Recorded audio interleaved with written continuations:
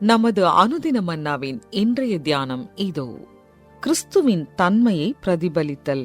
இன்றைய வேதாகம பகுதி ரோமர் 12ஆம் அதிகாரம் வசனங்கள் 9 முதல் 18 வரை. உங்கள் அன்பு மாயமற்றதாய் இருப்பதாக. தீமையை வெறுத்து நன்மையை பற்றி கொண்டிருங்கள். சகோதர சிநேகத்திலே ஒருவர் மேலொருவர் பட்சமாயிருங்கள்.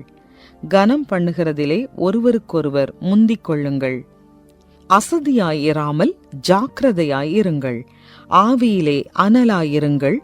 கர்த்தருக்கு ஊழியஞ்செய்யுங்கள். நம்பிக்கையிலே சந்தோஷமாயிருங்கள். உபத்திரவத்திலே பொறுமையாயிருங்கள். ஜெபத்திலே உறுதியாய் தரித்திருங்கள். பரிசுத்தவான்களுடைய குறைவில் அவர்களுக்கு உதவி செய்யுங்கள். அந்நியரை உபசரிக்க நாடுங்கள். உங்களை துன்பப்படுத்துகிறவர்களை ஆசீர்வதியுங்கள். ஆசீர்வதிக்க வேண்டியதை அன்றி சபியாதிருங்கள். சந்தோஷப்படுகிறவர்களுடனே சந்தோஷப்படுங்கள். அழுகிறவர்களுடனே அழுங்கள். ஒருவரோடொருவர் ஏக சிந்தையுள்ளவர்களாயிருங்கள். மேட்டிமையானவைகளை சிந்தியாமல் தாழ்மையானவர்களுக்கு இணங்குங்கள். உங்களையே புத்திமான்கள் என்று எண்ணாதிருங்கள். ஒருவனுக்கும் தீமைக்கு தீமை செய்யாதிருங்கள். எல்லா மனுஷருக்கு முன்பாகவும் யோக்கியமானவைகளைச் செய்ய நாடுங்கள். கூடுமானால் உங்களால் ஆன மட்டும் எல்லா மனுஷரோடும் சமாதானமாய் இருங்கள். குறிப்பு வசனம்: கூடுமானால் உங்களால் ஆன மட்டும் எல்லா மனுஷரோடும் சமாதானமாய் இருங்கள். ரோமர் 12:18. ஒன்றாக படித்த பழைய நண்பர்கள் சிலர் ஒரு பிரபலமான உணவகத்தில் சந்தித்து கொண்டபோது அமைதியாக நடந்து கொண்டிருந்த அந்த நிகழ்வு திடீரென கூச்சலிடும் சச்சரவாக வெடித்தது. அங்கிருந்த ஒரு மேஜையில் அமர்ந்திருந்த இருவரின் முகங்களில் ஒன்று கசப்பான கோபத்தால் சுருங்கி மற்றொன்று உணர்ச்சி வலியில் முறுக்கி இருந்தது. ஒருத்தி தனக்கு நம்பிக்கை துரோகம் செய்துவிட்டதாக மற்றொருத்தியை திட்டினாள். இருவரில் ஒருவர் அந்த இடத்தை விட்டு வெளியேறும் வரை தகராறு தொடர்ந்தது. இது மற்றவரை அவமானத்தால் நிலைகுலைய வைத்தது. உண்மையில் கருத்து வேறுபாட்டை சகித்துக் கொள்ள முடியாத காலத்தில் நாம் வாழ்ந்து கொண்டிருக்கிறோமா?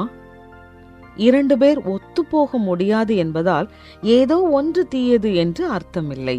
கடுமையான அல்லது அடிபணியாத பேச்சு ஒருபோதும் ஏற்புடையதல்ல.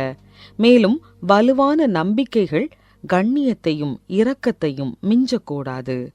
ரோமர் 12ஆம் அதிகாரம் ஒருவரையொருவர் கனம் பண்ணுவது மற்றும் பிறருடன் ஏக சிந்தையுள்ளவர்களாய் இருப்பது எப்படி என்பதற்கு ஒரு சிறந்த வழிகாட்டியாக உள்ளது. தம்மை விசுவாசிக்கிறவர்களுக்கான அடையாளமான பண்பு நாம் ஒருவர் மீது ஒருவர் கொண்டுள்ள அன்பே என்று கிறிஸ்து இயேசு சுட்டிக்காட்டினார். பெருமையும் கோபமும் நம்மை எளிதில் தடம்புரளச் செய்யும். அதே வேளையில் நாம் பிறரிடம் காட்ட வேண்டும் என்று தேவன் விரும்பும் அன்பிற்கு நேர்மாறாகவும் அது இருக்கிறது. நம் உணர்ச்சிகள் மீதான கட்டுப்பாட்டை இழக்கையில் பிறரை குறை கூறாமல் இருப்பது ஒரு சவால்தான். ஆனால் கூடுமானால் உங்களால் ஆன மட்டும் எல்லா மனுஷரோடும் சமாதானமாயிருங்கள் என்ற வார்த்தைகள் கிறிஸ்துவின் தன்மையை பிரதிபலிக்கும் ஒரு வாழ்க்கையை வாழ வேண்டிய பொறுப்பை வேறு யார் மீதும் சுமத்த முடியாது என்பதை காட்டுகிறது. அது அவருடைய நாமம் தரிப்பிக்கப்பட்ட நம் ஒவ்வொருவர் மீதும் உள்ளது. இந்த நாளை நீங்கள் கடந்து செல்லும் போது இந்த கேள்விகளை சிந்தித்து பாருங்கள். பிறரின் எத்தகைய வார்த்தைகள் உங்களுக்கு கோபத்தையோ வெறுப்பையோ தூண்டுகின்றது? மோசமான சூழ்நிலையை எவ்வாறு அமைதியானதாக மாற்ற முடியும்? நாம் ஜெபிப்போம்.